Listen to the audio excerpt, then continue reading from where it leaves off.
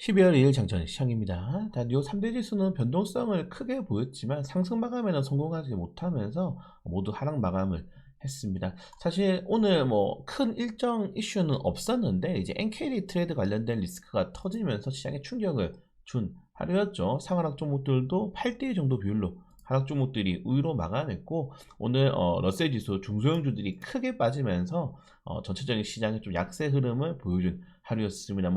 다행히 빅스 지수 내가 20위로 올라가지는 않으면서 이게 투자들의 공포를 자극하기보다는 또 NKD 트레이드야? 라고 하게 되면, 사실 이게 NKD 트레이드가 처음 시행됐을 때는 먼저 시장이 발작을 일으킬 정도로 하락이 나왔는데, 이것도 이제 두 번, 세 번 나오다 보니까 시장이 적응한 것 같습니다. 늘 말씀드리지만은 시장은 적응을 합니다. 단기적인 이슈에 대한 적응을 하게 되고, 오늘 P&L 그리드 지표도 뭐 크게 변동성이 나타나기 보다는 그냥 투자자들이 좀 일주일 전보다는 괜찮죠. 일주일 전에 13이었는데 그래도 23으로 마감을 하는 모습이었습니다. 자, 일본은행의 이제 금리에 대해서 어제 마감 시장이 좀 설명드렸기 때문에 뭐 좀 빠르게 넘어갈 것 같고요. 일단은 금리 인하가 되면은 단기적으로 NKD 트레이드가 시작되기 때문에 거기에 따른 시장의 변동성을 우려한 시장의 자본들, 왜냐면은 그 어떤 투자자가 내가 NKD 돈을 트레이드를 해서 여기 투자했는지 알 수가 없어요. 알 수가 없기 때문에 일단 많이 오른 주식들, 일본 채권 상품이라든가 이런 쪽으로 연관이 된 주식들 위주로 좀 매도세가 크게 나오고 있다라고 보시면 될 것 같습니다. 자, 이 S&P 500 종목들 보시면은 우크라이나 그 종전 이슈 때문에 방산주들이 좀 크게 떨어진 것도 있고, 그리고 오늘 이제 이 FDA에서 앞으로 이 백신에 대한 이런 규제를 좀 강화할 것이라는 이런 뉴스가 나오게 되면서 전체적으로 제약바이오도 좀 부진한 하루였습니다. 그리고 지금 좀 아쉬운 게, 오늘 엔비디아는 하락 출발했지만 상승 마감했는데 브로드컴이 반전 떨어졌어요. 그럼 지금 구글 브로드컴 TPU랑 엔비디아 AMD GPU랑 이게 지금 갈리고 있어요. 이거 별로 안 좋은 겁니다. 같이 올라가야 좋은 건데, 구글 브로드컴이 떨어지면은 엔비디아랑 AMD가 올라가고, AMD랑 엔비디아가 떨어지면은 브로드컴이랑 구글이 올라가고, 이런 식으로 같이 좀 견제가 되는 거는 그렇게 좋은 건 아니에요. 결국 AI에 대해서 여전히 의문점이 남아 있다는 거죠. AI가 다 좋으면은 TPU도 많이 팔리고 GPU도 많이 팔려서 같이 올라가야 되는데, 거기에 대한 좀 시장에 부담이 있는 것 같다, 이렇게 좀 말씀을 드리고 싶고요. 러셀 같은 경우에는 전멸했어, 전멸. 말 그대로 파이낸싱 말 그대로 은행권 제외하고는 전부 다 그냥 다 하락이 나왔는데, 왜냐하면은 결국 통화 변동성에 굉장히 민감한 게 중소형주들이기 때문에 결국 조정이 나올 수밖에 없었다. 계속 강조드리지만 여러분들, 12월 10일 날 비중 확대하고 대응해줘도 된다. 제가 계속 강조드리고 있죠. 그래서 별로 좀 하락이 나온 종목들, 이제 근데 미국 중소형주들도 과대납폭 종목들이 진짜 많거든요. 그러면은 생각해보세요. 우리도 이번에 시장이 어떻게 되겠습니까? 코스피가 올라가다가 코스피가 하다가 지금 코스닥 쪽으로 수급이 쏠리고 있잖아요. 미국도 마찬가지예요. 이게 언젠가 한쪽으로만 계속 올라갈 수 없어서 키 맞추기를 하기 때문에 전체적으로 시장의 수급 이동을 한번 좀 기다려 보실 때까지는 단기적인 조정을 염두를 해두셔야 된다, 이렇게 말씀드리고 싶고, 자, 비트코인은 지금 일별로 보시면은 그냥 계속 떨어지고 있어요. 네, 그냥 10월부터 계속 떨어지는 모습이 나오는데, 이 걱정되는 게 뭐냐면은 비트코인의 시즌 종료 가능성, 아시겠지만 비트코인은 2년 단위로 크게 슈팅이 나오죠. 2년 단위로 크게 슈팅이 나오는 이유가 비트코인의 이런 그 채굴의 한계도 있고, 그리고 보유량을 줄여버립니다. 보유량을 계속적으로 줄여줄 수밖에 없기 때문에 전체적인 비트코인의 이런 변동성이 보통 2년 기점으로 나오고 있는데, 이제 2026년 들어서면서 4년부터 올랐죠. 이거 이제 하락 패턴 나오는 거 아닌가라고 우려를 하고 있는 시선이 있다는 점들까지 좀 보시면 될 것 같고, 물론 뭐 비트코인에 대해서 저는 잘 모릅니다. 잘 모르기 때문에 그냥 추세만 본다면 좀 지금은 단기적으로 쉽지 않다. 사실 비트코인이, 그리고 제가 탈중앙화 라고 하는데, 중앙 금리에 가장 민감해요. 이게 무슨 탈중앙화야. 아무튼 그런 내용이 있고, 금 가격은 올랐습니다. 그리고 은이 좀 계속 오르고 있는데, 지금 최근에 이제 구리 가격도 많이 오르고 있고 은도 많이 오르고 있어요. 지금 원자재 가격이 많이 오르고 있는 상황에서 미국 당국에서 은 관련된 또 새로운 규제, 트럼프가 이게 좀 나올 수 있다는 소식이 나오게 되면서 조정이 나오고, 그 강세가 나오고 있습니다. 우리 금은 액티브 사야 되는데 거래대금이 하루에 2억밖에 안 나와서 못 사고 있는데, 이거 또 올라갈 것 같네요. 몇몇 분들은 사셨는데, 야, 이거 진짜 사고 싶은 거는 거래대금이 안 나오고, 그런 건 좀 천천히 올라가고, 좀, 항상 좀 아쉽습니다. 시장 자체가. 네. 자, 아무튼 이런 내용이 있고, 네, 뭐 그래도 좋았던 이슈도 있죠. 연준 의장 후보의 거의 캐시인 해시시, 이 바라본 눈빛이 심상치 않은데, 확정적으로 보시면 될 것 같습니다. 네. 프리마켓 기준으로 거의 80%까지 올라갔는데, 뭐, 케빈 하스, 케빈 워시 올라가 되든, 다 통화 정책에 대해서 좀 긍정적으로 가져가 보셔도 될 것 같고, 이제, 빠르면은 12월, 늦으면 1월달 안으로 트럼프가 발표를 한다고 했으니까, 빨리 이제 임명해서, 이제, 파월 연준의장이 이제 레임덕을 노리는 거겠죠. 입장 좀 지위를 줄이려는 거겠죠. 그래서 빨리 임명해가지고 좀 통화 정책에 대해서 유동성을 좀 공급해줘도 좀 좋을 것 같습니다. 자, 코스피 변동성 뭐 계속 말씀드렸지 않습니까? 지금은 적극적으로 참여를 하면 안 돼요. 시장에 변동성이 너무 커가지고 지금은 시장 자체에 코로나 이후에 가장 높은 변동성, 이거는 대응할 수 있는 영역이 아닙니다. 그리고 뭐 반대 매매 계속 터지고 있는데, 그럼에도 불구하고 지금 여러분들 신용장고가 안 떨어져요. 네, 계속적으로 시장에서 자금이 유입되고 있다는 점들까지 확인하시면 될 것 같습니다. 이게 또 뭐가 문제냐면은 여러분들 원달러 환율이 안 떨어집니다. 원달러 환율이 최근에 뭐 발언할 때만 살짝 떨어지고 또 올라요. 또 환율 지금 못 잡아요. 환율 못 잡는다 생각하시면 될 것 같다. 좀 말씀을 드리고 싶고요. 자, 아무튼 뭐 이 정도 내용까지, 그리고 뭐 아까 말씀드린 것처럼 우크라이나의 이런 종전 가능성, 지금 우크라이나 차기 대선 일정까지 검토 중이라고 해요. 그 정도로 지금 좀 급박하게 흘러가고 있는데, 원래 아시겠지만 여러분들 뭔가 드라마틱한 일은 갑자기 이뤄집니다. 갑자기 종전하고 막 갑자기 전쟁 나고 이래요. 그래서 이걸 좀 기대감을 가져보시는 건 괜찮은 것 같고, 제가 이 우크라이나 재건됐을 경우에는 지금 우크라이나 내에서 사업을 하고 있는 기업은 현대 에버다임이랑 SG다.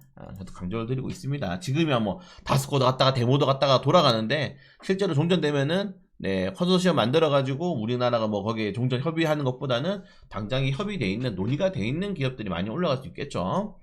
이런 내용이 있고, 그래서 12월 2일날 요게 좀 가장 중요한 오늘 일정이 되지 않을까 이렇게 생각이 됩니다.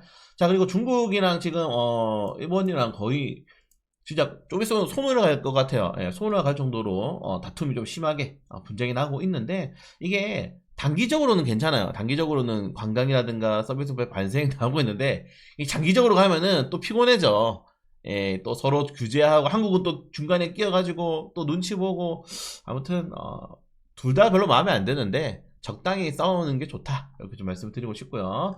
그리고 뭐 수소 관련해가지고, 저는 수소차 관련해가지고는 이런 밸류 체인을 만들기가 쉽지 않아서 굳이 수소에 투자해야 되나, 개인적으로 좀 그렇게 생각됩니다.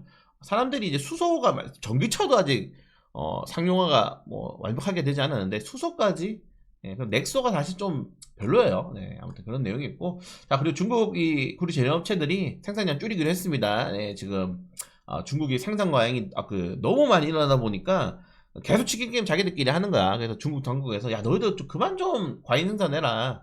물론 중국 정부에서 지원해주지만은, 그래서 전체적으로 약간 생산량을 줄이게 되는데, 보면 최근에 구리가 이제 공급도 좀 많이 줄어들고 있는 상황에서 어느 정도 가격에 대한 상승률이 좀 나올 수 있다는 점 체크하시면 될 것 같고, 어제 뭐 포털리스 관련 테마주들 정리해 드렸죠. 네, 이것도 추가적으로 갈 수 있는지 좀 보시면 될 것 같습니다. 일본은 그리고 지금 이 중국과의 관계에서 물러날 생각이 없어요. 자, 필리핀이랑 손잡고 남중국에 해상 훈련한다고 합니다. 이거 대단한 거죠. 왜냐면은 지금 미국이 그리는 이 트럼프 2기에서 한국과 일본, 필리핀의 안보 트라이앵글에 이게 딱 필리핀이 걸려있단 말이에요. 왜? 대만을 같이 견제할 중국을 견제할 수 있는 세력이니까. 중국은 내륙 국가잖아요. 중국에 대해서 이런 해상을 봉쇄할 수 있는, 그러니까 러시아가 지금 우크라이나를 치는 이유가 아시겠지만은 흑핵적으로 나올 수 있는 얼지 않는 항구를 확보하기 위해서잖아요. 그렇기 때문에 지금 중국도 결국 바다가 정말 중요하거든요. 이쪽을 경계할 수 있는 국가들이 한국, 일본, 필리핀이기 때문에, 대만이랑 계속 이런 것들인데, 지금 일본이 필리핀이랑 이번에 손잡고 한다니까 또 중국 입장에서는 빡돌만 하죠. 이게 또 어떤 일이 발생될지 모르겠습니다. 자, 이런 내용이 있고, 네, 그리고 한국이 완성차 11월 판매가 내수 수출이 모두 주춤하다. 사실 지금 자동차를 좀 사는 시즌 아니긴 해요. 원래 12월 12일이 비수기이긴 해요, 자동차들이. 왜냐면 내년에 또 페이스오프 되기도 하고 신제품이 나오기 때문에. 그런데도 좀 쉽지가 않다는 거는 결국 관세에 대한 영향이 나올 수밖에 없다고 좀 이야기가 나오고 있는 것 같습니다. 자, 그리고 국내 기관의 해외 투자가 36조나 증가했다고 합니다. 네, 요거는 뭐 뉴스 많이 나오고 있죠. 서학계뿐만 아니고 전부 다 지금 미국에 투자를 할 수밖에 없는 상황이다. 왜? 우리나라 경기가 너무 안 좋으니까. 예, 미국은 경제 성장률이 4%예요, 4%. 우리나라 지금 0. 몇 프로잖아. 0.8 이렇게 찍히잖아. 미국보다 경제 성장률도 안 좋고, 미국보다 기준금리도 낮고, 이거 뭐야? 미국보다 기업 친화적이지도 않고. 아무튼, 아니, 그래 놓고서는 뭐 한국에 어떻게 투자해? 자기들도 미국에 투자를 하면서. 참 쉽지가 않습니다. 네, 이 내로남불이 쉽지가 않다. 자, 아무튼 이런 내용이 있고, 네, 한국은행이 누적 가계부채 때문에 그냥 지금 우리나라는 금리 인상을 못해요. 가계부채 터지면 이거 진짜 착살납니다. 부동산 가계부채는 좀 괜찮아요. 근데 부동산 같은 경우에는 워낙 규제가 많이 나왔기 때문에 괜찮은데, 지금 문제가 뭐냐면 이제 소상공인들, 자영업자들 가계부채가 터지면 이제 그냥 도미노처럼 우르르 무너지는 거니까. 이게 뭐가 그냥 이게 도미노라는 게 뭐가 중요하냐면은, 생각해보세요 여러분들. 결국에는 우리나라가 아무리 내수 시장이 안 된다 하더라도 내수가 돌아야지. 자영업자들도 그렇고 뭐 소비자도 그렇고 뭐 대기업 생산자도 그렇고 이런 것들이 맞춰서 돌아가는데, 뭐 갑자기 가계부채 터져가지고 뭐 지난 뭐 IMF 때처럼 자영업이 다 무너졌어. 그럼 소비를 안 하지 않습니까? 대기업들이 아무리 수출한다 하지만 내수 시장도 있어야 되는데, 그럼 내수 시장 죽어버리면은 대기업의 생산이 해봤자 사줄 사람이 없는데, 그럼 또 매출이 떨어지는 거고, 대기업 매출이 떨어지면은 또 채용도 안 하고 소비도 안 하고 이렇게 돼버리는 거. 이게 돌아갈 수밖에 없는 겁니다. 이걸 살리기 위해서는 초장기적인 플랜이 필요해요. 초장기적인 플랜. 초장기적인 플랜이 필요한데, 장기적인 플랜이 좀 나올 수 있는 상황은 아니죠. 내년 뭐 선거도 있기도 하고, 선거 이후에 좀 정책을 봐야 되지 않을까, 좀 그렇게 생각이 됩니다. 자, 뉴턴 가격 계속 오르고 있습니다. 네, 뉴턴 계속 오르고 있는 것도 뭐 나쁘지 않을 것 같고, 다만 여기서 뭐 적정하게 들어가기 좀 애매한 종목들이 많죠. 네. 자, 그리고 증거가에서 산타랠리냐 아니면 숨고르기냐, 12월 증시 전망이 갈렸다고 합니다. 뭐 전체적으로 이제 하단 박스권을 봐야 돼요. 우리가 뭐 저도 말씀드렸지만 3,800포인트가 하단 박스권인데, 이탈하느냐 아니면은 4,200포인트를 저는 바로 못 간다 생각합니다. 지금 4,000포인트 돌아가 못해요. 그러니까 지금 정부 기관에서도 어떻습니까? 항복했죠. 이거 환율이라든가 외국인 투자들 푸도총 때문에 코스피는 안 되고 연말까지 코스닥으로 살려보자. 그래서 코스닥으로 지금 수급 들어오고 있는 겁니다, 여러분들.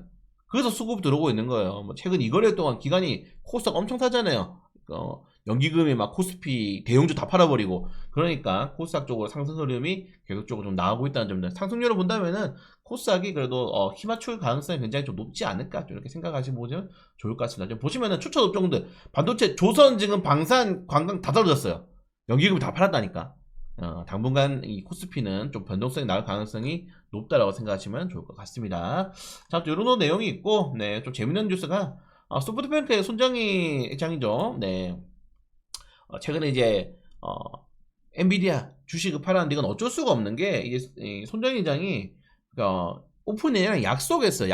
약속을 미리 해놨기 때문에 거기에 대한 매도가 나올 수밖에 없었다. 그냥 투자를 약속했는데 당장에 돈이 없잖아요. 그러니까 엔비디아 주식을 울면서 팔았대. 그래서 AI 거품은 아니다, 질문한 사람이 어리석다라고 이야기를 하는 정도. 절반만 팔았으면 좀 좋지 않았을까. 아무튼 아시겠지만은 소프트뱅크와 오픈AI 같은 경우는 뭐 스타게이트 프로젝트를 포함해가지고 이 인공지능에 대한 투자를 계속 할 수밖에 없기 때문에 자금 확보를 위해서 엔비디아 지분을 팔았다라고 이야기를 할 정도로 지금 결국 좀 AI 진심이다 라고 좀 말씀을 드리고 싶고요. 네, 외에는 쿠팡 좀 혼나야죠. 이거 혼나야 됩니다. 이거 너 황당한 게 아니, 쿠팡 이번에 들으셨어요 여러분들? 쿠팡 변명? 고객 정보 유출이 아니고 노출이라고 해. 진짜 이 검은머리 외국인들 이거 아무튼 그냥 조져야 됩니다. 여러분들 그 카페라든가 오프젝티브 같은 거 검색하시면은 이거 피해자들 모임 만들어가지고 단체로 고소하실 수 있거든요. 고소하셔야 돼요. 단체로 이번에 고소를 하시길 바라겠습니다. 10만원에서 20만원 정도 배상 고소하시는데 고소는 꼭 하셔야 된다, 이렇게 말씀드리고 싶고요.